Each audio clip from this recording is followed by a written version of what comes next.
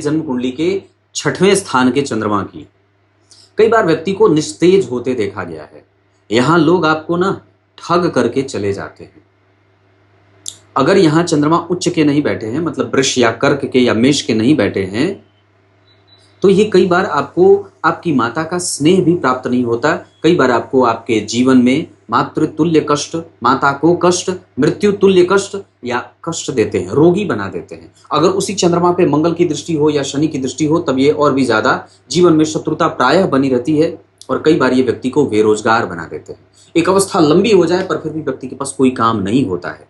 ये जन्म कुंडली के 6वें भाव के चंद्रमा है, जो व्यक्ति के जीवन में कहीं ना कहीं थोड़े बहुत संघर्ष लाद आकर के देते ही रखते हैं।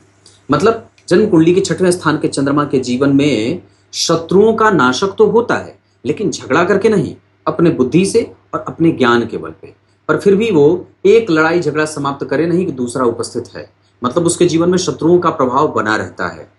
हालांकि वो जीतता रहता है पर फिर भी विषम परिस्थितियां बन तो रही हैं, उसमें उसकी एनर्जी जा तो रही है। ऐसी अवस्था में कि जब जन्म कुंडली के 6वें स्थान पे चंद्रमा होते हैं, आपको किसी से भी झगड़ा लड़ाई करने से पहले सावधान होना होगा और उससे पहले आपको अपना बैकग्राउंड और अपने स्वास्थ्य को भी देखना होगा।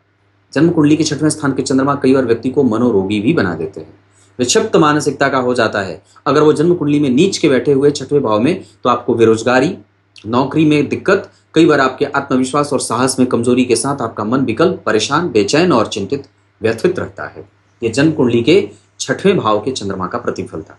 यहाँ के चंद्रमा अगर गुरु से दृष्ट हो तो बहुत अच्छी बात है। यहाँ के चंद्रमा अगर शुक्र से दृष्ट हो तो भी अच्छी बात है। यहाँ के चंद्रमा अगर बुध से दृष्ट होंगे तो व्यक्ति अपनी बुद्धि का और ज्ञान का कई बार गलत इस्तेमाल और गलत निर्णय या भ्रमित होते हुए देखा जाता है। अगर राहु से दृष्ट है तो आपके जीवन में कोई ना कोई शत्रु आजीवन बना रहता है। अगर केतु से दृष्ट है तब तो आपको हमेशा ही मानसिक प्रकल्पों में, मानसिक विषादों में गुजरते हुए देखा जाता है।